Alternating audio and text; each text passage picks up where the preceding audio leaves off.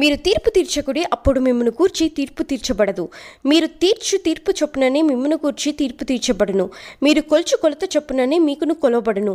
నీ కంట్లోనున్న దూలమునెంచక నీ సహోదరుని కంట్లోనున్న నలుసును చూచుటే ఎలా? నీ కంటిలో దూలముండగా నీవు నీ సహోదరుని చూచి నీ కంట్లోనున్న నలుసును తీసివేయమని చెప్పనేలా? వేషధారి, మొదట నీ కంట్లోనున్న దూలమును తీసుకొనుము, అప్పుడు నీ సహోదరుని కంట్లోనున్న నలుసును తీసివేయుటకు నీకు తేటగా కనబడును.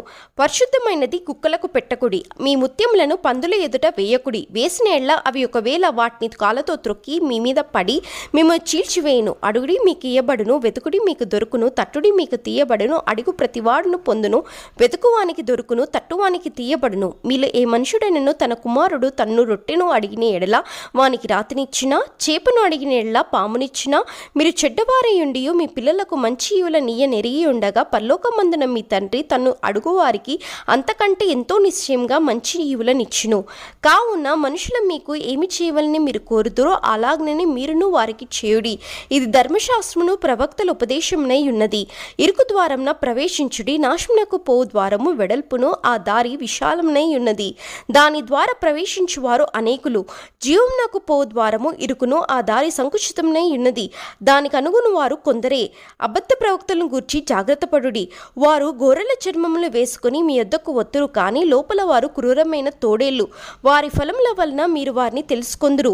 ముండ్ల పొదల్లో ద్రాక్ష పండ్లైనను పల్లేరు చెట్లను అంజూరపు పండ్లైనను కోయుదురా? అలాగుననే ప్రతి మంచి చెట్టు మంచి ఫలములు ఫలించును, పనికిమాలిన చెట్టు కాని ఫలములు ఫలించును. మంచి చెట్టు కాని ఫలములు ఫలింపనేరదు, పనికిమాలిన చెట్టు మంచి ఫలములు ఫలింపనేరదు. మంచి ఫలములు ఫలింపని ప్రతి చెట్టు నరకబడి అగ్నిలో వేయబడును. కాబట్టి మీరు వారి ఫలముల వలన వారిని తెలుసుకొందురు. ప్రభువా ప్రభువా అని నన్ను పిలుచు ప్రతివాడును పరలోక రాజ్యంలో ప్రవేశింపడు గాని పరలోకమందున్న నా తండ్రి చిత్త ప్రకారం చేయువాడే ప్రవేశించును. ఆ దినమందు అనేకులు నన్ను చూచి, ప్రభువా ప్రభువా, మేము నీ నామమున ప్రవచింపలేదా? నీ నామమున దయ్యములను వెళ్ళగొట్టలేదా? నీ నామమున అనేకమైన అద్భుతములు చేయలేదా అని చెప్పుదురు. అప్పుడు నేను మిమ్మును ఎన్నడూ ఎరగను, అక్రమము చేయువార్లా నా యొద్ద నుండి పొండని వారితో చెప్పుదును. కాబట్టి ఈ నా మాటలు విని వాటి చొప్పున చేయు ప్రతివాడును బండ మీద ఇల్లు కట్టుకున్న బుద్ధిమంతుణ్ణి పోలియుండును. వాన కురిసెను, వరదలు వచ్చెను, గాలి విసిరి ఆ ఇంటి మీద కొట్టెను గాని దాని పునాది బండ మీద వేయబడెను కనుక అది పడలేదు. మరియు ఈ నా మాటలు విని వాటి చొప్పున చెయ్యని ప్రతివాడు ఇసుక మీద తన ఇల్లు కట్టుకొనిన బుద్ధిహీనుని పోలియుండును. వాన కురిసెను, వరదలు వచ్చెను, గాలి విసిరి ఆ ఇంటి మీద కొట్టెను, అప్పుడది కూలబడెను, దాని పాటు గొప్పదని చెప్పెను.